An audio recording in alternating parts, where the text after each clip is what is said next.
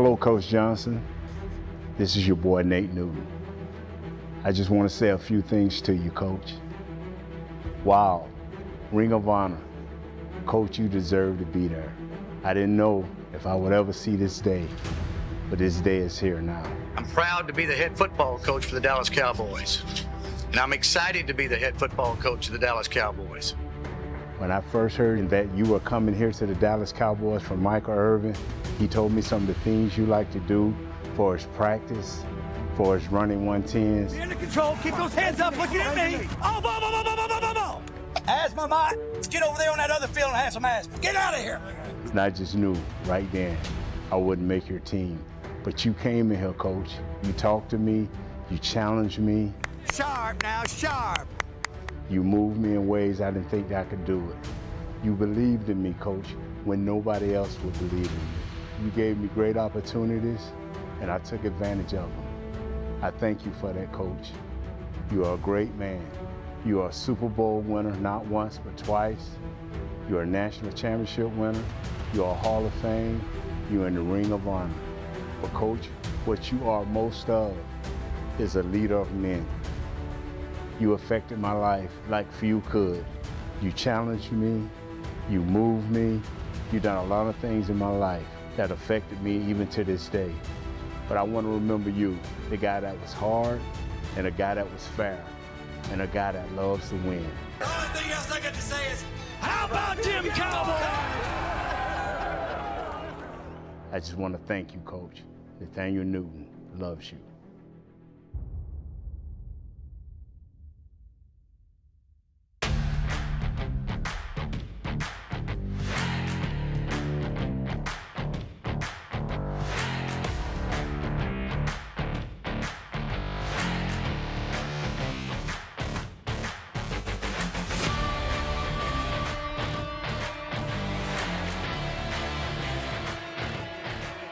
Tonight at AT&T Stadium in Arlington, Texas, the New Year's fireworks will fly early.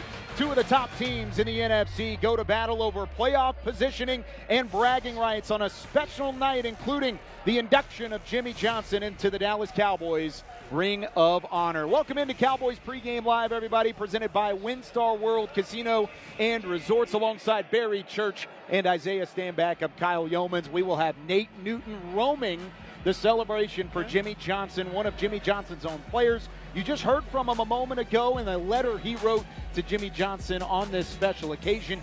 He's catching up with his former teammates, his former coaches, and we will have all those exclusive interviews throughout the night as we get you ready for kickoff between the Detroit Lions and the Dallas Cowboys. It is a special night, big game on tap as well, plenty to talk about. Let's start with the special circumstances.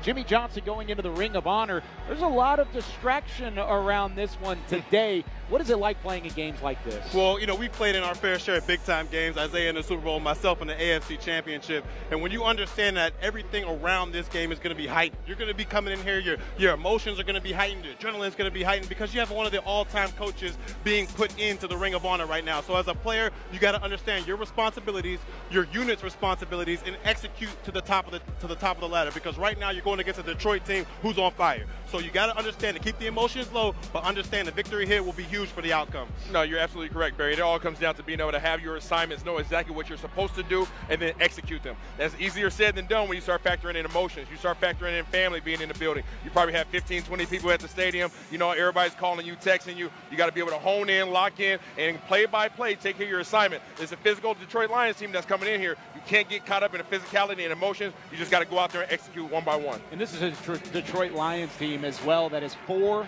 in primetime games. They know how to win in primetime, at least as of late, with Jared Goff and Dan Campbell at the helm. So this is a team that comes in with a lot of confidence. The Cowboys on a 2-game skid. But as we take a look at the NFC playoff picture, there's still plenty to play for in the NFC. Of course, San Francisco falling to Baltimore last week. They are still susceptible as the top seed, looking for that bye week in the NFC. And then you've got the Eagles and the Lions second and third. The Cowboys, of course, would not win the division if it ended today. But with that being said, you still have a chance to win the division if Philly slips up. So both of these teams plenty to play for. Detroit has a chance to go and get the #1 seed if San Francisco slips up as well. So lots on the line for this one. How important is today's matchup, Isaiah, for this Dallas Cowboys team, both confidence-wise and playoff-wise? Well, it's huge. I mean, you're talking about a Dallas Cowboys team that's coming off a 2-game skid, as you already mentioned, and you have to stop the bleeding. You've had some really tough opponents as of late, but you knew that was going to be the case as soon as the schedule release dropped early on this summer. So you got to go out here and take care of business. You know that the Fighting Dan Campbells want to come in here and physically beat you down. All you have to do is come out here and execute what you're supposed to do, play in and play out. Trust that your coaches have a good scheme for you, and then go out there and just let it fly. Utilize your abilities and go out there and make plays and have fun. Yeah, you're 100% right, Isaiah. When you talk about this game, this is a big-time game for the Dallas Cowboys because, like you just mentioned, you do not want to go ahead and slide to an 0-3 when you talk about these last 3 games. So you want to stop that momentum going right there. And obviously, this is a big-time test for the Dallas Cowboys because this is already a playoff atmosphere here in AT&T Stadium. And when this Detroit team coming in, like you said, Kyle, they're fighting for a better positioning in the NFC. So you have that team right there that you want to go against. The playoff atmosphere is huge this afternoon right here. So to me, altogether, this team, they got to show out big in order to get that where they want to stand as far as the NFC playoff picture is concerned. And we talked about this last week, but this is a team that had not lost back-to-back games since Thanksgiving of 2021. This is unfamiliar territory for a lot of the players on this roster. Tyler Smith, think about that, when he was drafted in 2022,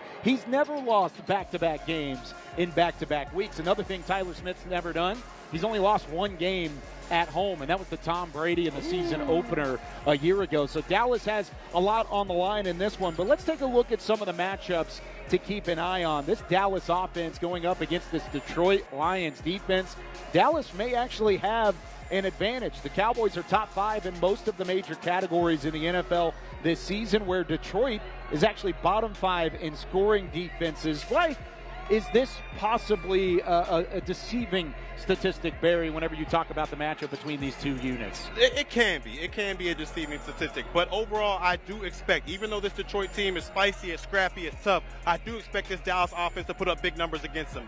You talked about it a little bit earlier. They are 7th in the National Football League in pressures, but they're towards the bottom of the league in sacks. So to me, if this offensive line can give Dak Prescott just a little bit of extra time out there, he can expose this secondary, because I don't believe if they do have anybody in the secondary that can hang with a CeeDee Lamb, that can hang with a Cooks or a Ferguson across the middle. Will it be a 60-minute battle? Of course it will, but I do expect this offense to put up big numbers tonight. I expect the offense to put up big numbers as well. I need them to get back to their ways that they had between weeks 10 and weeks 14, where they were averaging 40 points per game. Over the last few weeks, they've been only averaging 15 points per game. So that's something that they need to correct. The good news is they're at home. And at home, obviously, they're 7-0 this year. Go back to last year, 14-0. So at home, these guys put up big points. These guys take care of business, and you want to see more of the same of that, regardless of who the opponent is here tonight. And even though they might be toward the bottom of the league in terms of sacks as a team, they actually have a league-high 17 players who have registered at least 1 sack. So it may come from different directions. Just in totality, it's not the same. They are 7th in the NFL in pressure rate, which is a huge statistic whenever going up against this Dallas team, because they want to allow for Dak Prescott to have time to get the ball off and throw to some of those weapons. One of those weapons is Tony Pollard. Barry Church, could this be the day? Could it finally be here where Tony Pollard is the main tailback, or he's been the main tailback, but maybe the main focal point, because there is no Rico Dowdle. He is out. We'll talk more about that in a moment. But can Tony Pollard get going against this Detroit defense? I feel like this is a game where Tony Pollard needs to go out there and show that he can take those 25 to 30 touches out there. You just mentioned it, no Rico Dowdle out there. In my opinion, Pollard hasn't been that flashy, explosive player that we saw last year. For whatever the case may be, we just haven't seen that out of Tony Pollard this year. But to me, this is a game where it needs to be the Tony Pollard show. I believe this offense is best when they're working off play action. I believe Dak Prescott's at his best when they're working off play action. So if they're able to get Tony Pollard his touches, whether it's in the running game or in the passing game, I believe that overall will get this offense the balance it needs to be to tear apart this Detroit defense.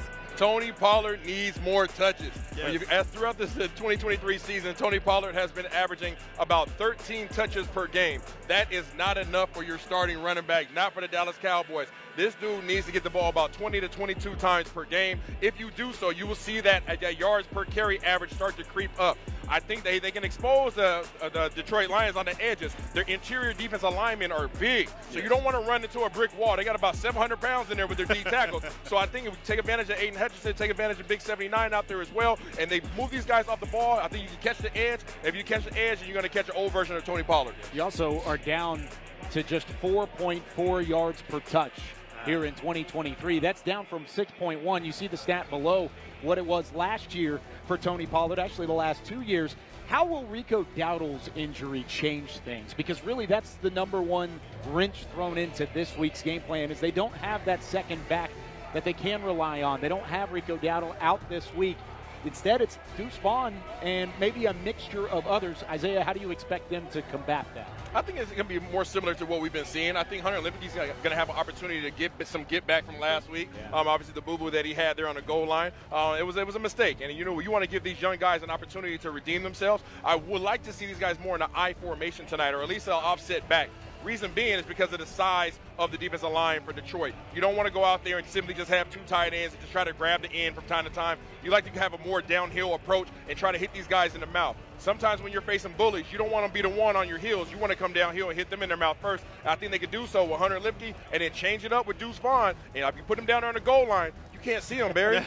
You can't see him. I agree with you on that one. And with all due respect to Deuce Vaughn out there, he wears the 4-2 just like myself. But this needs to be the Tony Pollard show. This needs to be the show where Tony Pollard is getting at least 20 to 25 touches. I talked about it a little bit earlier. It doesn't necessarily all have to be in the ground game. You don't have to pound him in between the tackles. Like you said earlier, Isaiah, capturing that edge with his speed out there could be huge for this offense. And once again, if he gets rolling, that means the play action gets rolling, and I believe that's when Dak Prescott's at his best. Since you brought up Deuce Vaughn, what is a realistic expectation for him tonight? If it is indeed the Tony Pollard show, which I think you're exactly right on that, give TP the touches. But if it is Deuce Vaughn at certain times, what's an expectation for him? I can see him being in kind of that wildcat role, not necessarily the wildcat play, but as far as bringing him in there to get bubble screens, get screens coming out of the backfield. Of course, we're going to see him back there returning kicks maybe as a punt return or a kickoff return, but I don't see him being back there to block. I see him in there, if he does get into the offense, to go out there and exploit him out there as far as screens, touches out in the backfield, not necessarily up in between the tackles if we do see 42 Deuce Vaughn out there. I want to see Big Deuce or Little Deuce, however you want to say Deuce. I need to see those guys in a split back set, okay? We like to be in the gun a lot of times. So if you put Dak in the gun, you have Tony Pollard on one side, you got Deuce on the other. Now all of a sudden these linebackers or nickel players for the Detroit Lions now have responsibilities. If you run them on swing routes and stretch the field out a little bit, you're opening up the middle of the field. So now not only do they have to cover your backs that can catch the ball and are elusive in space one-on-one, but they also have to be responsible for CeeDee Lamb in the middle of the field because now there's a big vacancy there. Can CeeDee Lamb fill that void? Absolutely. Yes. Yeah? 100%. Yeah. He's had a couple times this year where he's broken free. Oh, we've seen him on a couple of reverses. That Miami game towards the goal line, he took a reverse into the field. It's all about making sure your playmakers get the ball early and often. And to me, CeeDee Lamb is that guy that you can run with, you can throw screens with, you can get him in the middle of the field or a deep shot. He's that much of a player, and I believe they got to get him involved early. What about Kevontae Turpin? We haven't heard his name yet. He's also carried the rock a couple times, had a 40-plus yarder earlier in the season as well. Yeah, when you talk about Turpin, this guy, he's another one of those kind of wild card players out there that can make you miss in the open field. And the key with him is you got to get him in space. I don't want to see him battling amongst the Giants down there in the trenches. You got to get this guy in space out there. That's when he's at his best. If we can do that with this offense, I can see big numbers from him as well. I love just utilizing Turp just to have a mismatch out there. Okay. You have Turpin out there, you got CeeDee Lamb, you have Brandon Cooks at the receiver position, and then all of a sudden you throw a Deuce Vaughn and a Tony Pollard in the backfield. That's a lot of speed to account for defensively, and I'm not sure that the Detroit Lions have the defensive backs to be able to keep up with these guys. So if you're able to start sprinkling in these guys here and there and start having these personnel changes, not only does that affect what they can call defensively, but it affects their responsibilities. It completely does. It changes everything in the backfield, and it does allow for the defense to stay on their heels as well because they can't sell out to stop a certain player like Tony Pollard or even Deuce Vaughn if he is indeed that number 2 back. It does present some different challenges for a defense to have the variety that Dallas does. Now, it is a special night, and some of those at home might be wondering, what type of Jimmy Johnson coverage do we have on the night that he is being inducted into the Cowboys Ring of Honor? Well, how about this? We've got the story of how Jimmy got here, the story of how Jimmy really left his mark and left his impact, a true icon of the NFL as a head coach with some rarely seen footage. I won't say never before seen, but rarely seen footage throughout his journey and how he's gotten to the Ring of Honor. back-to-back. A phrase synonymous with only the elite of sport, only possible under intense leadership and men like Jimmy Johnson. Twice the success leads to twice the celebration.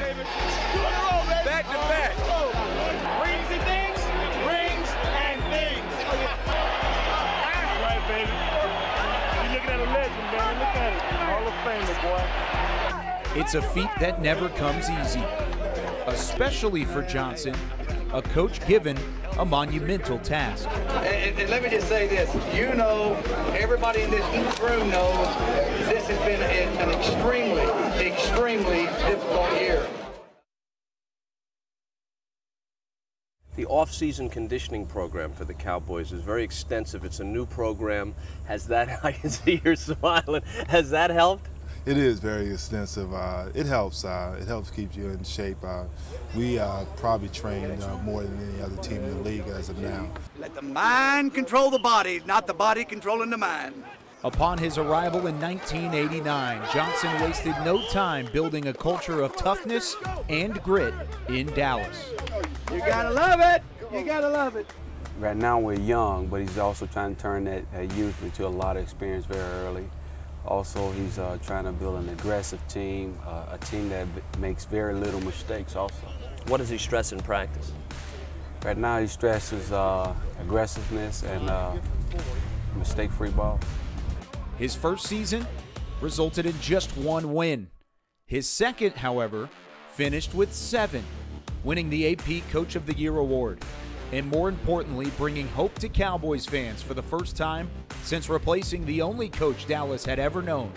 Yeah, I used to visit the Cowboys camp, and I always had tremendous respect for Tom Landry. He's a great coach and one of the best of all time. And I didn't look at it like me replacing him. I just looked at it like I've got a job to do, a very difficult job. We had a lot of work to do because we were so far down, and I really couldn't spend my time worrying about what people might think because I was the coach that followed Tom Landry. Johnson's mindset was rooted in positivity, one that radiated throughout a locker room full of young talent that was looking to find that untapped potential. And we just kind of sat down and had a chat. Everybody said, hey, you know, we got to start doing something. It's got to be now and never. And we kind of gelled a little bit together. 1991 sparked the beginning of winning. Dallas won 11 games, which peaked with a wild card win against the Bears, the first of Johnson's playoff victories before falling in the divisional round. Then in 1992, based on the foundation built in the 3 years prior, Johnson's Cowboys put it all together, winning a franchise record 13 games and reaching Super Bowl 27, where the Cowboys routed the Buffalo Bills 52-17, securing Dallas's first title since 1977 and their third overall. It was the beginning of a dynasty. Dallas would repeat in Super Bowl 28 with another win over the Bills, completing one of the most impressive organizational turnarounds in NFL history. Johnson's contributions to the Dallas Cowboys came both on the field and off of it, transcending football by building leaders out of men and producing a culture of excellence that can still be felt today. Growing up as a kid, I mean, you walk into Texas Stadium and see all the names on the Ring of Honor is just a lot of excitement just by being there. You know, you surround yourself with people that are committed, that are loyal, that work hard, and you work long enough and hard enough, you're going to be successful. Tonight marks the start where now, when fans attend events at AT&T Stadium in Arlington, they will get to look up and enjoy exactly the honor that Jimmy Johnson has been waiting for as a member of the Dallas Cowboys Ring of Honor. They will have that revealed at halftime. We've got plenty of coverage coming your way, including some exclusive interviews in a couple of moments. Before that, though, I got my chance to get my hands on an actual game-worn Jimmy Johnson jacket. How about this? This is incredible. Take a look at this. It's beautiful. Oh, yeah, that's You got the tag right here. It says Johnson on it. That's authentic. You've got like the tag from our archives department. You've got 1989 to 1994. We're gonna have to figure out what game he actually wore this fly. in. But look at this. That's this fresh. This Look is like my pure size. 90s Exactly. Jimmy Johnson. I was told exclusively I can handle the jacket without gloves on, which is great. But he said don't wear it. Don't wear it at all. Don't wear it at all. So sorry, Isaiah. It does look like your size. It's a large. You like the extra. Yeah, medium. you like them Yeah, gotta have XXL. Mediums. I'm gonna put this back in the box so that way I don't get in trouble for pulling that out here on the field. But lots of excitement. He was a true icon of his day. You talk about the exclusive titles that he won, the back-to-back. You also talk about the hair, the vibrant jackets that he wears, just like that one. He was a true icon, and he made an impact not only on the Dallas Cowboys as an organization, but on the players that played, and including our very own Nate Newton, who now joins a Super Bowl MVP, Larry Brown, up in the celebration for Jimmy Johnson going into the Ring of Honor. Hey, y'all! I'm here with Larry Brown. This is my boy, TCU product. 4.344. Well, somewhere back then, somewhere in that a speed guy, and they still want to draft him in the first round. But anyway, he has one of the most greatest Jimmy stories I've ever heard. Please tell me this great story, Jimmy Johnson, Larry Brown. Nate, I think I was my rookie year. We're getting into the last preseason game, and we're playing the Houston Oilers. The Oilers have announced that they're going to start their starters for the half. And Jimmy said we're going to start our backups for the first half. Right. So I'm sitting in my locker and just getting myself ready for the zone, getting ready for the game. And Jimmy walks by my locker. Then he stops, and he comes back to me. He says, hey, I'm going to make a decision on you after this game. Hey, what did he mean by that? That means you better go play. So I'm out there, and I see Warren. I supposed to have like 9 broken up passes, 8 tackles, but I went out and played well. And he said he knew I could do it, but that's the kind of confidence he had in you. Tell me this right here, man. What does it mean for you to finally see this day happen for Coach Johnson? Well, Nate, you know this. We had some tough years. Yes. And to see all this come and see guys in Hall of Fame and Ring of Honor, the Super Bowls, to live it because we experienced it together, it's truly amazing. To see some of the guys I hadn't seen in a while, like Butch Davis, who I'm going to get a chance to talk to, Dave Campo. It's just an honor. Some guys aren't with us anymore, Axe, Hubbard Alexander, and Brodsky, Joe Brodsky. But for the guys that are living, it's a blessing just to see it happen. Hey, this is Larry Brown, always my boy. Nate, a financial wizard. He won't get nobody a penny. Thank you. If you ever question the trust in the connection that these players have among one another, just look at Nate Newton giving the microphone to Larry Brown and saying, have fun, answer the question, and we'll go from there. Can't wait to hear what else Larry Brown, Nate Newton and teammates like Larry Brown will have to say about Jimmy Johnson on this special night. Let's talk about this matchup between two quarterbacks, both drafted in 2016. Of course, Jimmy Johnson's first ever draft pick was a quarterback. That turned out to be Troy Aikman, who was in the building as well. But these two guys have been phenomenal, both inside the top 10 in some of the major categories since being drafted in 2016. And this is what they've done throughout, of course, the last season of action. Jared Goff has been phenomenal. Let's start with Dak Prescott and what he brings to the table. Dak, where does he need to prove himself back into that elite conversation with a game like tonight? Look, I don't think he needs to prove much at all. You know, I believe Dak Prescott has done what he needs to do to prove that he's in that elite conversation. When you look at it this year, I think it's the best football we've seen from Dak Prescott. If you look at it, his touchdowns are up, yes, but more importantly, his interceptions and his turnovers are down from last year. And I think he's entered that category of player to where no matter what the situation is going on with your team, if he's on the field, your team has an opportunity to win. And I got to give some credit to Mike McCarthy as well, because this offseason, he tailor-fit an offense to basically fit Dak Prescott, and he's really able to flourish and shine in this new Mike McCarthy offense. Yeah, Dak Prescott doesn't need to prove anything. Only thing he needs to prove is that he can continue to win ball games when they matter. And that's exactly the situation that him and this Dallas Cowboys team is in today. You look at his stats right there. This dude is at the top of the league, literally leading the NFL in the touchdown to interception ratio. Last year, he was at the bottom of that category with 23 touchdowns, 15 interceptions. Now he has 30 touchdowns and 7 interceptions. So he's taking care of the ball. Whenever you could take care of the ball as a quarterback in this league, you can put your team in position to be successful. That's what these guys are doing. They're throwing the ball around. You talk about, Coach McCarthy and this new offensive scheme. They're spreading it around. They're making it easy for Dak to be able to decipher what he's supposed to be doing on the field. Last year, you saw a lot of hesitation, him trying to figure out exactly, am I supposed to be going here? Am I supposed to be making this read? And there's a lot of confusion between him, CD.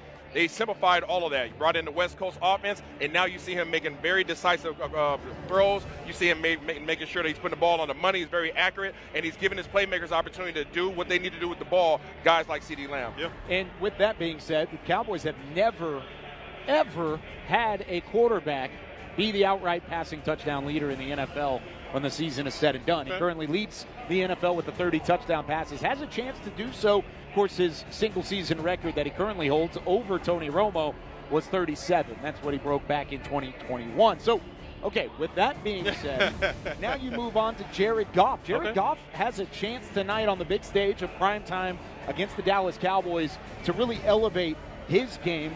How can he do that tonight, Isaiah? I think you want to try to take him out of his comfort zone, because when you look at their stats side by side, he's doing a great job, Goff that is, of taking care of the ball. He has 27 touchdowns to 10 interceptions, so he's not far behind Dak. You look at their yardage, he's not far behind Dak. You look at the completion percentage, he's not far behind Dak. So these guys are really right there with each other, and if you can take them out of their game plan from keeping the ball on the ground and maintaining drives and moving the chains with their two-headed monster in the backfield, then you can all of a sudden put the game in Jared Goff's hands, and you're putting it in the hands of your defense, and that's exactly where you want this game to go. You want Micah Parsons, you want D-Law, you want the rest of the defensive line to go back there and hunt against these Lions and show them that Micah Parsons is the real Lion. Yeah, without a doubt. When you talk about Jared Goff, this guy's playing great football right now. He has all the arm talent to make all the throws out there, and we all understand that. And more importantly, he has the weapons on the outside to help him go out there and force this Detroit Lions offense to go out there and be productive. To me, what you got to do, and you talked about it a little bit earlier, you've got to make sure he's off script. If they're able to go out there with a balanced offense, I'm talking about attack you with Montgomery, attack you with Gibbs, and then drop back and that play action starts to work, this offense becomes almost unstoppable. And that's where Parsons and the crew has got to get going. And usually they're able to feast on these statues at quarterback in the backfield, non-mobile quarterbacks. They're able to feast on that. You got to get Jared Goff off of his mark, because if he's able to sit there cool, calm, and collected throughout this game, he has an opportunity to torch your secondary. So D-Law, Parsons, Odigizua, the whole crew, you've got to make things hard for Jared Goff out there. Not necessarily sacking him, but make sure you get those pressures each and every opportunity you can against this guy. It's the #1 overall pick in the 2016 draft, going up against the number 135th overall pick in the 2016 draft. Jared Goff versus Dak Prescott. Jared Goff 3-2 all-time versus Dak. All three of those wins, though, came during his time with the Los Angeles Rams before making the trade to the Detroit Lions. Now, could this be the best set of wide receivers that Jared Goff has had to throw the football to? And it starts up top with Amon-Ra St. Brown. He's been incredible this season. You talk about third in receptions with 106 this year. He's fifth in total receiving yards. Has he elevated his tier as a receiver, Isaiah, when you look at his game? Yeah, I think he's one of the better receivers in the league, and he's really undervalued around the league. And this dude, he's shifty. He's one heck of a route runner. He can be on the outside. He can be on the inside. It really doesn't matter where they line him up. They like him versus whatever matchup you decide to place across from him. And, again, you have to be able to disrupt him. It's not a guy that you want to sit off and just let him utilize his speed to get down the field. Go up there and try to put hands on him. And by putting hands on him, a lot of times, you're risking somebody beating you over the top. Well, that's what we have 3 safeties for. Utilize one of those guys to go ahead and make an ice cream sandwich out of him, but make it hard for him to get off the line of scrimmage clean. Yeah, without a doubt. I mean, St. Brown, to me, he's a big-time threat on the perimeter, and you got to know where he is at all times. I mean, this guy is not the biggest guy out there, but he's extremely physical, and he knows how to attack different defenses out there. He's smart like that. He can be kind of a security blanket to Jared Goff out there. So you got to know where he is at all times, because this Detroit offense, they do a great job, like you mentioned, Isaiah, moving him around the formation. He's not just going to be lined up at the outside receiver. He could be lined up at the slot. He could be lined up in the backfield. So it's hard to get a double team on him. It's hard to get your best cover guy on him. So overall, as a defense, all 11 guys, they've got to know where number 14 is, because not only that, he's a danger with the ball in his hands. When you talk about yards after catch, this is a yak master right there. So the tackling has got to be up, and you've got to know where number 14 is at all times. Who's going to be challenged more with that being said, because it's on the way back outside or inside? You've got Deron Bland and Stephon Gilmore that are probably going to see some time, but so could Jordan Lewis. Yeah, everybody's going to be tasked with covering them, but when you talk about getting after everybody is on everybody, would you like to say everybody's on high alert. But to me, all 11 got to be, when talking about this guy, when you talk about bringing him to the ground, it's going to be more than one guy. This guy is extremely dangerous. He kind of reminds me of a guy a former wide receiver by the name of Steve Smith Sr. And we all understand how he was extremely physical, extremely good out there. So to me, you got to be an all-11 cast out there to bring this guy to the ground. Do not let him become a punt returner with the ball in his hands. That's a huge one, really, is you can't allow him to get in space. Yeah. Because if you allow him to get in space, that's where things can get really dangerous. Same thing with CeeDee Lamb, and we'll talk about CeeDee Lamb in a moment. But first, we've got to go back upstairs. Nate Newton is now with Kevin Gogan. Oh, okay. This is unfiltered. This is my boy Kevin Gogan. Yes, we played together. What we got? How many together? We got 7 or 8. Yeah. I tell you what, man. I'm finna let. What does this mean to Kevin Gogan this day? Give us a quick story. Unfiltered. Kevin Gogan at his best. Oh man, thanks, Nate. You know, really, this is an important event for me to come to because Coach Johnson was seriously a big fixture in my life because before I met him, I was a complete screw-off, right? And then I learned discipline. I learned how to take the game seriously, and I learned a number of things for Coach. This is a long overdue award coming. I think it's important that he gets this award because I think he definitely deserved it. And along as Nate and myself, we are so glad to be a part of this. It's unbelievable. And thanks for having us. I still got it, Nate. Hey, you still got it, baby. Hey, I love you, Kev. Take care of yourself. Take care of your kids. Brother. Love you, man. Thank you. That's my boy Kevin Gogan. Still my number one guy. We was the number one prankster, number 2 prankster on the team, depending on what we wanted to do on that day. Thank you. The man that is going to be with the Cowboys is Jimmy Johnson. I'm proud to be the head football coach for the Dallas Cowboys. I would hope that people would be as excited about this football team as what I am.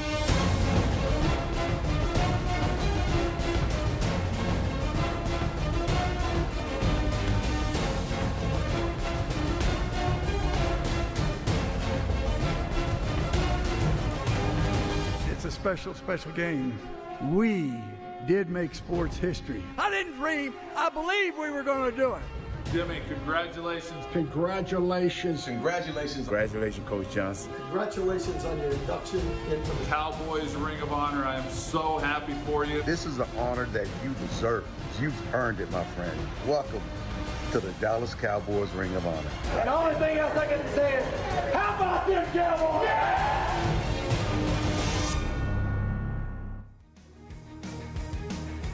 The Jimmy Johnson Ring of Honor celebration rolls on from Arlington, Texas, as the Dallas Cowboys prepare to host the Detroit Lions here on Saturday night. Back alongside Barry Church and Isaiah Stanback, I'm Kyle Yeomans. Nate Newton up in the booth. Nate just left the frame. He left the frame, gentlemen. We talked about handing off the microphone, which is a big faux pas in the league now.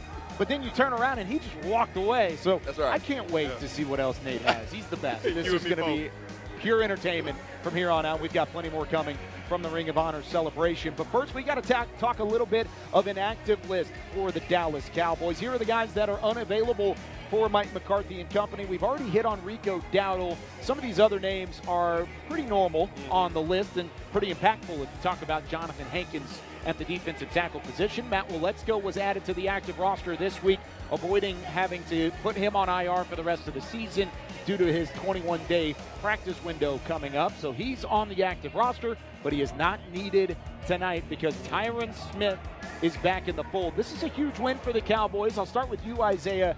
How impactful could this be on how things turn out here in Arlington? Oh, it's huge. When you start talking about a defensive line that is up here at the top 5 of the league in terms of pressure rate, you want to have your big boy in the middle. Not in the middle, but on the left side. Tyron Smith is a pinnacle of these guys, of the offensive front. When you have him out there, you have the confidence to be able to run the ball whenever you want to. When you have him out there, Tyler Smith has his goon right next to him. When you have him out there, Dak Prescott no longer has to peek over his back shoulder. So having Tyron on this field not only gives guys comfort, but allows for you to be able to execute at a substantially higher rate than you have in the previous week. Yeah, and I'm going to just add a little tidbit on to that when you talk about Tyron Smith out there. With him being out there, not only mentioning next to Tyler Smith out there, but it also allows him to go one-on-one out there. And it allows you to put more resources towards Terrence Steele on the outside. If he, for whatever reason, is struggling, if they put Hutchinson on his side to try to get that matchup, you can put more resources that way because you know you have your big dog back on the left side. So 7-7 being back in this game is he's huge for the Dallas Cowboys offense. Do you expect him to be on a bit of a snap count just to make sure that he's available, or do you expect him full go? No, this is full go. I mean, this is basically playoff atmosphere right now, and you got to have all your best hands on deck, and 7-7 is one of those guys. Yeah, the big man's got to go. He got to be ready to roll. Whatever treatment he received over this past few weeks, hey, he's taken care of. Now he's out there. I don't think they're going to put him out there for no 50-50 ball. He's out there. He's ready to strap it up. This is going to be a fun one whenever he's out there blocking, because it's completely different. When he's out there, he's available. He's possibly a top 5 offensive tackle in football. I mean, he's up there in terms of the grades and the ability that he gives you from an offensive standpoint. Missed him last week. He is back in the fold here in Week 17. You know who's been in the fold quite a bit throughout the season? CeeDee Lamb. He's been fantastic for this Dallas Cowboys team. He leads the NFL in receptions with 109. He's just 3 away from breaking Michael Irvin's all-time single-season reception mark. I mean, when you look at the weapons that Amon-Ra St. Brown and Sam Laporta and some of those guys from Detroit have, just how much is this for CeeDee Lamb? We're going to answer that question in a matter of moments. Let's hear from CeeDee Lamb on this matchup and breaking the record, what he talked about earlier in the week. I just know what I can contribute to the team, obviously, and the type of player I am. Worked hard to be in this position, of course, and as everybody else on this team. So just putting myself in the best position, help the team, of course. And, yeah, man, I like to win overall. It's not really so much more of the stat. It's just whatever the stat ends up being after the game, yeah, that's cool. But, like, throughout the game, I'm not, oh, I got 100 yards in the first quarter. Yeah, nah, that's not it. I just like winning. Like, I really have an obsession with winning. Going back to the records conversation, what defines personal success for you, at least in this season? A successful season.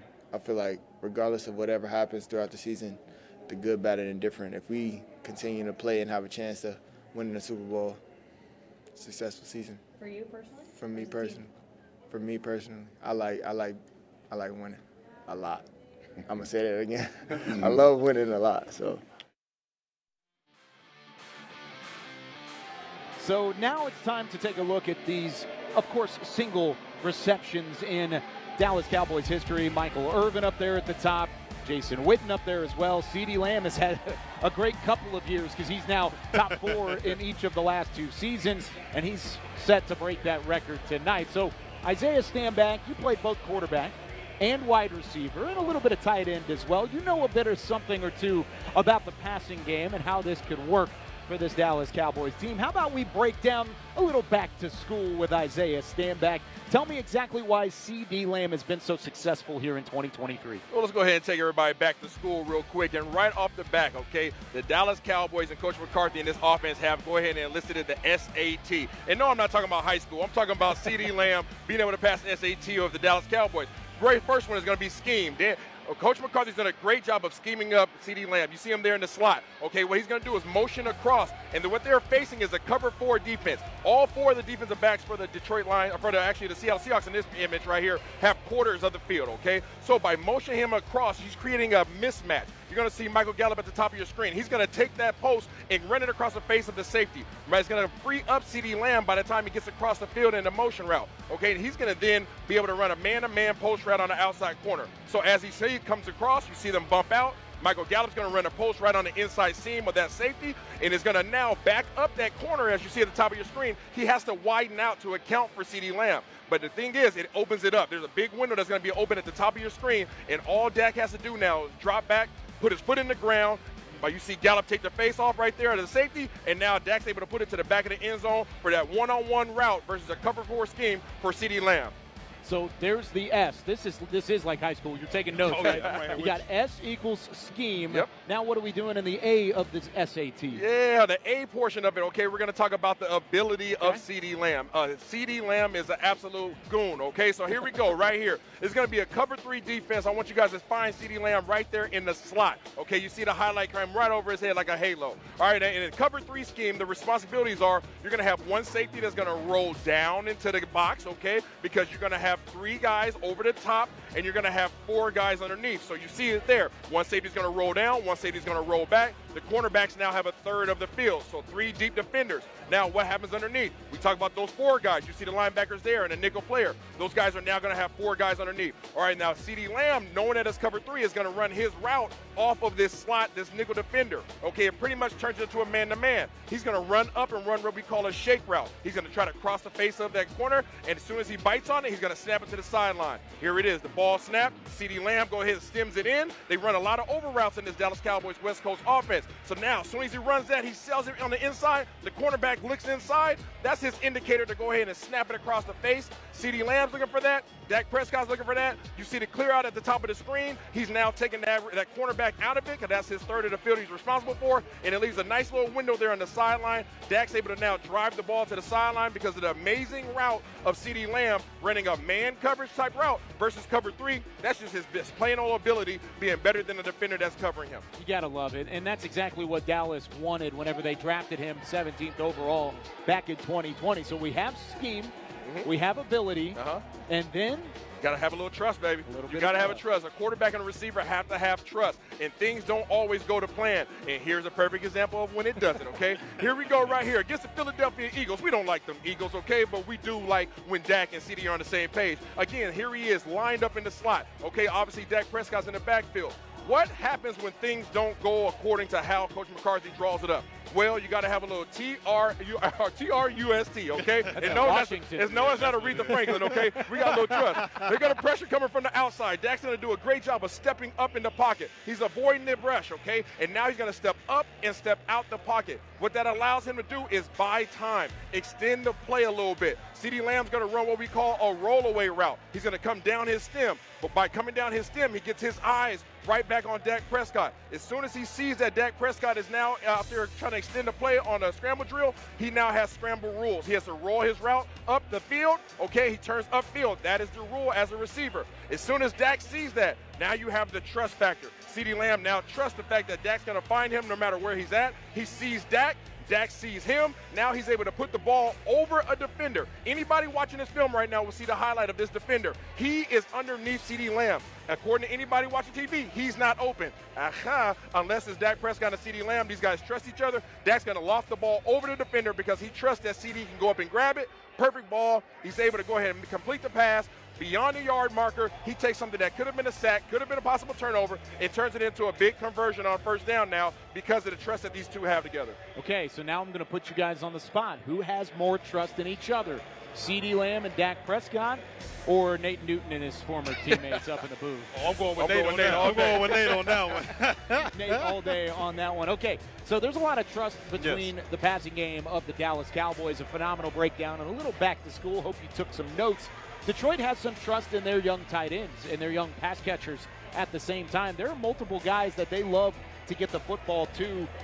They've also given some room to tight ends as well. This Detroit defense, they're not really learning from their own offense in practice. They're letting tight ends give up some room. Jake Ferguson could have a big day today. What kind of impact could he have against a defense that plays like this? Well, I believe Jake Ferguson could have a humongous day when you talk about going against this Detroit defense. Because to me, they're underneath defenders for Detroit. They're not really known for their coverage ability. They're known for their physicality, downhill, run-stopping situations. So to me, Ferguson can take advantage of both of those linebackers, whether you're talking about Anzalone or you're talking about the rookie Jack Campbell out there. And if they want to slide a safety down there, we've seen Jake Ferguson so far this season have a history of using his big body to shield out those defenders and make plays that way. So to me, this is a matchup you want to keep your eyes on because I believe it can be a big-time afternoon or night for Jake Ferguson. Young Ferguson should have a ball game like the boy BC just said. The reason being because of those aggressive linebackers. The front seven of the Detroit Lions want to stop the run. They want to be physical. They want to have the ethos of Dan Campbell. So by doing that, sometimes guys can get a little over anxious, okay? Means they can over pursue things. If you can establish some form of a run game against Detroit, that second level, you can now take advantage of them. Get them free flowing towards a play action, and then all of a sudden you got Ferguson on the second level that should be able to eat all day long. I need him eating up the good old ball like Pac-Man eats up them dots. Yes, sir. And with Dan Campbell being the head coach of the Detroit Lions, it's interesting that they do give so much room to those tight ends because he was one himself. He knows exactly what they're looking for. It's interesting to see exactly how that's gone. But Jake Ferguson isn't the only exciting young tight end on the field tonight. You also have Sam Laporta from the Detroit Lions. He was a second-round pick, early second-round pick earlier this April. Dallas was very interested in his services coming out of Iowa. What kind of role could he play in the Detroit offense? You can't let him off the line of scrimmage. I mean, this dude's nasty. If you allow for him to get a free release on the line of scrimmage and be able to get up on the toes of your safety or your linebacker, whomever you have guarding him, he's going to cause you some issues. So what you can do from the defensive perspective, and I know Barry can speak to this more, is you want to disrupt his ability to get off the ball cleanly. Give him a little bump at the line of scrimmage. Make him make 1 or 2 moves at the line just to get up in his running position, and then have another guy at your safety sitting there waiting on him. You have a curse. Put your long arms on him and be physical. Make him earn his open, make him earn his routes, and make him try to find his way open at the stem. I don't think they're going to have enough time to sit back and wait for him to get open if you can disrupt that ability. Yeah, it's all about that pass rush. They got to make golf uncomfortable. When you talk about Sam Laporta out here, this is a mismatch nightmare. This is a big, physical tight end that understands the body leverage and shielding. I just talked about how Jake Ferguson does that. Sam Laporta does that times 10. He's a big body tight end out there. So to me, like you said, Isaiah, they've got to get hands on him at the line of scrimmage. He kind of reminds me of Gronkowski. If you let him start going in the straight direction, he's almost impossible to guard. You got to put hands on him at the line of scrimmage. You talked about Curse with those long wickets he has. Put him in the chest right there, throw that timing off, and let him develop into his route. Like you said, he's not going to have time back there to wait for this tight end to get open against man-to-man coverage. They've got to get their hands on this guy early and often. Don't sit back. Don't be 5-6 yards back waiting for this guy to cut and do all that good stuff, because all he's going to do is simply body you out, and he's going to make the reception because he's that big of a player.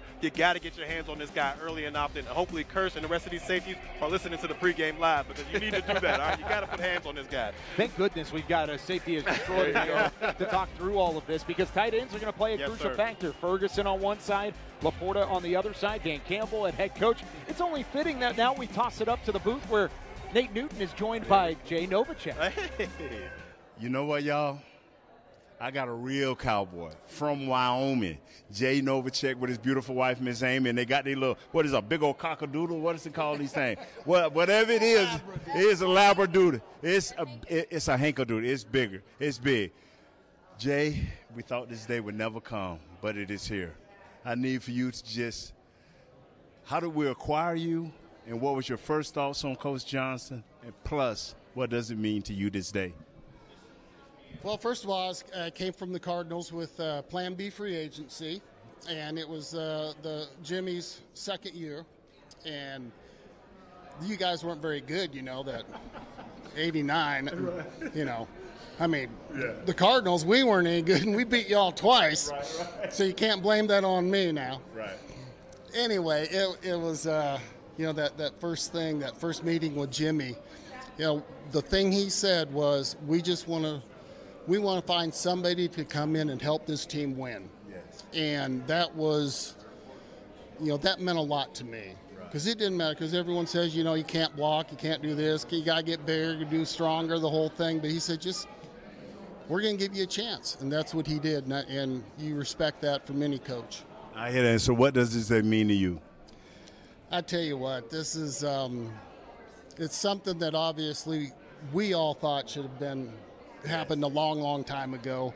But to have him to be in this stadium with all the other great players, and, you know, thanks, Jerry, because we love it. Thank you. Thank you. You have anything? Thank you. You know, it's just amazing. He gets excited to see all of his old teammates, and not very often has he gotten to visit with Jimmy. So I know he's been really looking forward to this, and of course we love to be a part of the Cowboys family. So thank you for having us. The Novaceks! Thank you. Thank you. The Novaceks! Nate Newton, Unfiltered. It's a family affair here in Arlington. There's the Fox crew taking a picture with the man of the hour, Jimmy Johnson, our Ring of Honor extraordinaire tonight, and two-time Super Bowl champion with your Dallas Cowboys. Pregame live rolling on, and he's had his pregame show a couple times. Not tonight, though. He's off tonight. This is an ESPN broadcast. He gets to enjoy it with the buddies along the way, as he should. It really has been a great time here already. There's a bit of a buzz around Arlington tonight, and there's fans still filing in. You've got the rally towels ready to go, and it really a sold-out crowd getting ready for this one as the Detroit Lions come to town and take on your Dallas Cowboys. And as we continue to preview this matchup, we've got Cowboys COO Stephen Jones sitting down with us currently. Stephen, special night for really Cowboys Nation as a whole. Special night in Arlington. What are your thoughts as Jimmy Johnson goes into the Ring of Honor? Well, absolutely. It's a big, big deal, and certainly to get Jimmy in here and get that winning that we did during that early 90s was so special. And obviously won 2 Super Bowls with him.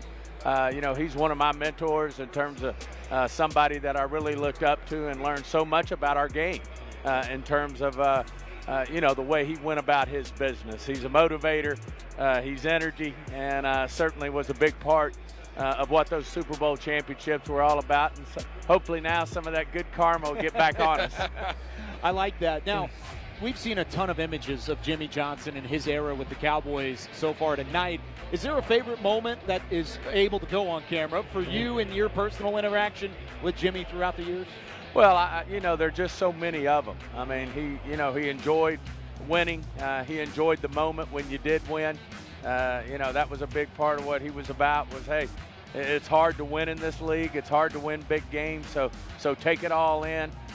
We used to have so much fun on those plane rides back when we'd win a big game and, you know, just talk about, you know, what we could do the next week to even be better. But certainly, you know, he's one of the top guys in the game. You know, he and Jerry, I think, coming together, 2 gold jackets who have done so much for the game to be here tonight and put them in the Ring of Honor is going to be great for our fans, great for everybody.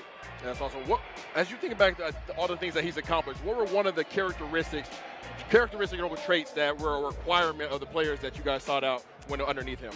Well, I think the biggest thing of all was just the players really had to be all in on their business and certainly play the game with the right play style, with the right play speed, you know, everything. He was just such a pusher. And, you know, he was in your face. I mean, if you didn't get your job done, I do know there were a lot of people with, you know, knew that if they didn't do well and didn't play well, they could be out the next week. So, you know, certainly he had that aspect to him. But, you know, he was also a guy that, you know, at the end of the day, the players did look up to and had tremendous amount of respect for. Does, you know, this team, this current 2023 Dallas Cowboys team, do they share any characteristics of what you saw back in those 90s teams when you guys were winning Super Bowls? Absolutely. You know, I think the play style of this team, they play so hard and they lay it on the line out there. Everything's about winning a football game. I see that really getting into what our DNA is on this football team. Certainly Dak leads the way on the field. Guys like Micah and D-Law have the same thing. But there's zero tolerance for mediocrity, and I think that's the big thing. And I know you know, we've had a tough little stretch here, but we played 2 really good teams on the road. It's good for us. We've got to win those games as we move forward. Certainly, we're going to get a great test tonight. One of my favorites in this league, another great coach, Dan Campbell, doing a hell of a job for the Lions. I'll ask you about Dan in a couple of moments, but one of the characteristics of Jimmy's team was toughness. You're seeing a little bit of toughness with Tyron Smith getting back on the field tonight, working through the injury that he's had. How big is that for this offense and really the confidence building in these final 2 weeks? Well, I just think, you know, you look over at Tyron, and I think the win-losses speak for themselves. Yeah, when he's in the lineup, we win football games. When he's out of the lineup, you know, we've somewhat struggled. And certainly great to have him back. That continuity of those 5 guys all playing together is a big, big deal. And the offensive line play, if you will, in this league. And certainly to have him back in the lineup's going to be big for us. I know it'll make Dak feel a lot better as well. Yes, he says he doesn't pay attention to it, but I think he does. He probably pays a little bit of attention. What's your what makes Dan Campbell so special as a head coach of this Lions team? I would say the same thing. It's energy. You know, zero tolerance for you know, for average football play, and you know, he just brings such energy to the you know, to the game. He brings energy, you can tell, to his team. They mirror his intensity on the sideline, and we're going to have our work cut out for us tonight. Yes, sir. Stephen, thank you so much for taking some time, getting to join us. A special night for you, the family, Cowboys Nation, as a family. Enjoy it. Great being on. Absolutely. There he goes, Cowboys COO Stephen Jones. Let's join Nate Newton up in the booth with Darren Woodson. Look at here, man. This is Darren Woodson. This is a Hall of Famer. This is a Ring of Honor. Hall of Fame, do the right thing. Now, back to Darren Woods. Darren Woods, look at here, man. Woody, as we call him. We've been waiting for this day a long time. I want you to tell a quick story and what this means. I'm handing you the mic for Jimmy to go in today.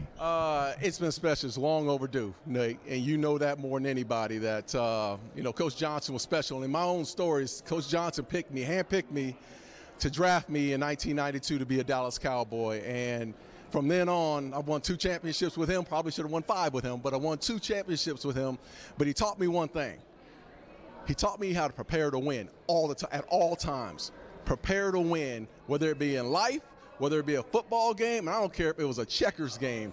Prepare to win at all costs, and that's been something I've carried on not only into my personal life, my professional football life, but in my business life. That every day I wake up, I have that same memory of Coach Johnson saying, "This is how you prepare to win." I tell you what, when I first saw Woody, I thought he was going to be a special team player, and I said, "Where you from?" He said, "I'm from Arizona." I said, "What, was you a free agent?" He said, "No, I'm a second-round pick." I had to walk off in embarrassment, not to know my own teammate who should be in the Hall of Fame. Thank you. Thank you, brother. That is a Pro Football Hall of Fame finalist, Oh, Darren yes, Woodson, sir. joining our very own Nate Newton. There's Jimmy Johnson getting his radio interviews in before his induction at halftime into the Dallas Cowboys Ring of Honor. Back here on Cowboys Pregame Live, getting you set for kickoff between the Detroit Lions and the Dallas Cowboys. Barry Church, Isaiah Stanback, I'm Kyle Yeomans down there at the end for the first time. We check in with Nicole Hutchison. What's going on, What's Nicole? up, y'all? What's happening? What's happening? Happy I could join. You're normally here at the stadium, Yeah. so now we get a chance to join you here, which is great. Thanks for allowing us. Oh, no problem. Finally shared a bit of the credentials. So, Nicole, what's your overall thought of the atmosphere tonight as Jimmy Johnson goes in? Man, I actually got to sit in on the press conference and just hearing him and Jerry talk about each other and their times. It kind of felt like maybe, a best friend, growing up, those old times. It was so cool. It's something that I obviously hadn't been around, back in the 90s. I was just born in 97, but, it was cool to be around that today. We don't have to talk about Yeah, we that don't have stuff. to. Sorry, I kind of made maybe Isaiah and Barry. A lot of Jimmy Johnson fans out there that don't want to hear that. Dagger. Now, from 97 to a specific number, 97, Osa Odigizua, Yeah. He's been phenomenal this year. There's plenty of elements that he adds to this team. You got a chance to sit down with him earlier in the week. Yeah, I mean, when you talk about the improvements of this run defense over the last couple of years, you have to point at Osa Odigizua, right? I mean, he's a guy that came in his rookie year, and he was a hit off the bat. Sophomore, second season in the NFL, I mean, he solidified himself in the middle of this, as a force in the middle of his defensive line, and now he's just carried that over into this season. And I asked him, what's helped you maintain that dominance? And he said, it's just my obsession of getting better. Just taking in information, making use of it, finding opportunities when I have the opportunity to make the play, and then just being able to make those. Well, Birdie told me that you implemented Pilates into your workout regimen. How has that kind of helped you? It's definitely helped out a little bit. I feel like just in terms of just balance and stability and just core strength. Did you ever imagine doing Pilates and kind of working that into football? Nah, I didn't. But I just said, heard about it from a few vets and just friends that I know around the league. So I figured I'd just try and implement it into my regimen. Yeah. And now in 2022, the Cowboys made the trade for Jonathan Hankins, and now this is year 2 for you guys. What's been the difference for you all, and played a huge role into y'all's improvement playing alongside of each other? For Hank, coming in mid-season, that's definitely a struggle. You gotta just delete a whole playbook from your mind and then relearn a new playbook like that, and then be ready to play, do your job, not make mental errors or miss assignments or mistakes. You know what I mean? So that was definitely something that he had to overcome, and he did a great job of that last season. So I think this year being in that scheme again and just having a little bit more confidence in the plays and the scheme definitely helped him out. Of course, we don't know yet if Jonathan Hankins will be back, but Mazi Smith has played some snaps, made 2 starts in his absence. What kind of level of confidence are you starting to see from Mazi over the past couple of weeks? I feel like the game is just starting to slow down and will continue to do so as he gets more reps you know, as he's starting to get a lot more reps being a starter, he's just going to get more and more experience that he could use and use that to level up. Now kind of fast forwarding up until this Saturday, you guys take on the Detroit Lions, another top rushing offense in the NFL right now. What challenge do they bring to you all with the guys like Jahmyr Gibbs and David Montgomery? I mean, those are very explosive running backs. Like, they're good guys. And it's not to say I don't feel like running backs play a factor. Definitely, like, you have a better running back, you're going to be able to run more and have more rushing yards. But I feel like the plan for me as a D lineman is the same. Like, lower your target, get their legs. If you wrap them up, they're going to go down. Osa Odighizuwa and the entire Dallas Cowboys front seven will have their handful with this Lions backfield. Jahmyr Gibbs, the rookie, David Montgomery, the veteran, both of which have been phenomenal out of the backfield. It's a 1-2 punch reminiscent of what the Cowboys had previously with Ezekiel Elliott and Tony Pollard. How do they compare against some of the other rushing attacks that Dallas has seen this year? I think this was probably the most dominant rushing attack that the Dallas Cowboys defense is going to have to play all season long. When you talk about a dangerous duo, these are the two that come to my mind because there's such different styles of play when you look at it. Montgomery, yes, he's physical downhill, kind of that pounder in the middle, but he can also have the speed to take it the distance as well. So as a defender, when you're ready to hit this guy each and every play, and then they bring in that change of pace. They bring in that speed guy, Jahmyr Gibbs, and we see right here, he has the speed as soon as he touches the ball to take it all the way to distance. It's like dynamite in his hands. This guy is extremely explosive. So as a defender, when you go out there, you're tackling Montgomery all day, then they flip it over to Gibbs. It wears on you as the game goes on. It gets harder and harder to figure out which style of running back you're going to tackle. So to me, this is an all-11 effort out there. Even some cats from the sideline may want to come in there and jump in as well, but you have got to contain these two because to me, they're the engine of this Detroit offense. You're absolutely correct, Barry. When you talk about your Montgomery and Gibbs, these guys need to be looked at in the same light that you used to look at Ezekiel Elliott and Tony Pollard when they were both in their prime and hitting the things at all cylinders. These guys are a nasty 1-2 punch. You got the fire and ice, just like we've talked about for many years here in Dallas. The difference is these guys are averaging 141 yards on the ground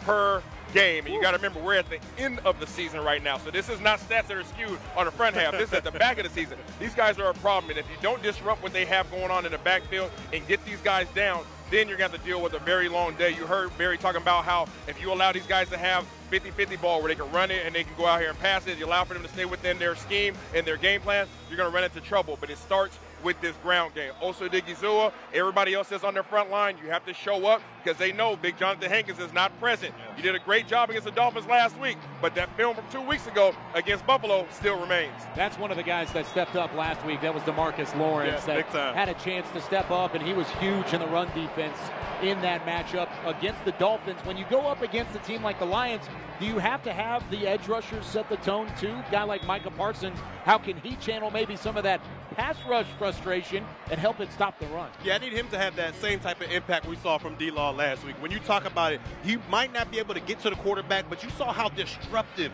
Tank Lawrence was last week against Miami, going through triple teams, going through any type of block. They try to chip him, throw that guy away. You've got to be a presence in the ground game. We also understand that you are one of the best sack artists in the National Football League. We get all that. But if they're holding you and they're triple teaming you, you've got to find a way to affect the game in a different light. And to me, that's attacking this ground game. He has all the ability to make sure he's a dominant run defender out there. We need to see that from Micah Parsons in this game. Yeah, I think you need D-Law and Micah obviously to show up, but it's a little bit different offensive scheme. Yeah. Against the Miami Dolphins, they did a lot of pulling, a lot of counters, a lot of power where you're pulling tight ends, you're pulling guards, you're pulling centers, and it allowed for you to disrupt what these guys had going in the backfield.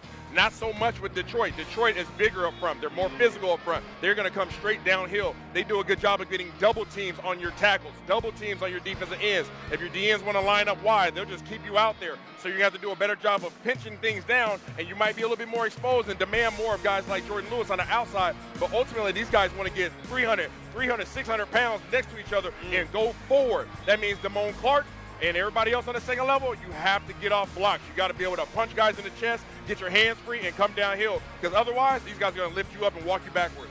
With as good as this offensive line is, can Micah Parsons get home? He has 13 sacks this year. He's top 10 in most major pass rushing categories. can he get home tonight against this pass blocking scheme? Because this is different than some of the different challenges he's seen this year. I'm looking forward to it. You talk about Penei Sewell. I mean, you talk about Dan Campbell and this offense and what they wanted to have as the ethos of their team. The first pick that he went out there and got, Penei Sewell. That's a big man that he got out there, and that really set the culture of this team. Now you got obviously Micah Parsons has opportunity to go out there and hit that guy in the mouth. If you go out there and Micah Parsons is able to start dominating Penei Sewell on the outside one-on-one matchups, then what does that do for the confidence of their offense? Yeah. It can go all the way downhill, and that's exactly what you want to do. So I look forward to Micah lining up over the top of him, not trying to run away from him. Take this challenge head on and disrupt what they have going offensively. Yeah, I agree with you 100%. When you talk about Micah Parsons out there, I'm taking him one-on-one over any offensive tackle out there. So if they want to leave Penei Sewell one-on-one with Micah Parsons out there, I'm taking that matchup each and every time. But like you just said, if he's able to dominate that edge, that frees up so much more for the rest of the defensive line, because they're going to have to put a lot of attention towards Micah Parsons. That means one-on-ones for D-Law, one-on-ones for Odigizua, one-on-ones for Mazi Smith in the middle. And more importantly than getting after the quarterback, I want those interior guys to hold up those offensive linemen. Let your undersized linebackers back there, let Bell, let Clark be able to get downhill, get sideline to sideline without 300-pounders all up in their face and trying to get away from those guys. If you're not going to get after the quarterback, hold up this offensive line and let those guys free flow. But Micah Parsons, I'm betting on you one-on-one over anybody. Let's make things happen tonight. That's part of the reason why Jimmy Johnson's Super Bowl teams had so much success, especially in the secondary, because they had guys up front in the front seven they could rely on as the game went on. And one of those DBs that helped out in Super Bowl 28 with some big plays against the Buffalo Bills was James Washington. He's now side by side with Nate Newton. I can't wait for this. Here we go. Going to go off the rails. Here they are up in the booth. Hello, y'all. I'm back again. And I got my boy. I got Drive-By, better known as James Washington to the fans. But I tell you what, Jay, tell us a quick story and whatever else and what this means for Coach going in today. Oh, well, quick story is it's real simple. Jimmy Johnson, if he doesn't deserve it, when we talk about playmakers, he was the playmaker, the golden playmaker that went and got all of us. May it be free agency, plan B, and through a great draft. Jimmy, thank you for the opportunity to change my life. Putting me in Super Bowl 28 and the impact that I was able to have is because you trusted me to call the defense. And I want to say nobody deserves more than you to be on the Ring of Honor.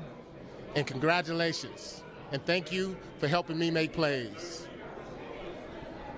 This my boy Drive-By getting all sentimental. I thought he was going to unload a fury of rock stars on you, but he didn't. Thank you, J-Dub. Big Newt, you remember we started together? Yes. Broadcast? That's right. And here we are. And look at you. And look at you. Have a good one. Thank you. Thank you once again. I will be back. There's a headset here. We got a headset. We can find it. There it is. There's a headset. Hop up on there, Mike. We're getting there. Y'all gonna get me in trouble. It's all good. It's all good. You don't have like a no-compete or anything, right? I mean, this is good, right? Well, no, listen. Not with the Dallas Cowboys. This is no. Right. And we don't have any issues. Whenever Dallas is on and around, all of my contract says it's all good. It's all good. It's all good. They fully understand that. It's all good. It's good. What does this night mean to you, being such a big part of the Jimmy Johnson era here in Dallas, and how big of an impact he made on you? Well, it's everything. You know, there are so many guys that Jimmy has really made a difference in their lives, and I'm one of them. When you get a guy like Jimmy, think about this guy. When Miami turned it around, they went in order to do it. And you guys have seen the 30 for 30. They allowed Snellenberger to go into the ghettos of Florida. The ghettos of Florida, and they pulled all of us out. One thing Jimmy would do, and I tell people this all the time, every Thursday night, Jimmy would make all of us meet and talk about what will our plans be beyond the football field after the career, because he knew we came from places where we probably didn't have that kind of plan and that kind of planning. So he made us meet. And I think about that room right now and how successful that room has been beyond the football field. Yeah, I think about he was a miracle on a lot of our journey. So it means everything to see him come home and get his just due. Yeah, so many of us have great coaches that have had impacts on our life. You just spoke to what he meant for you guys as a team. What's the one thing that stuck with you beyond the game of football that he mentioned to you? The thing I go through every day in my life, I walk it out every day.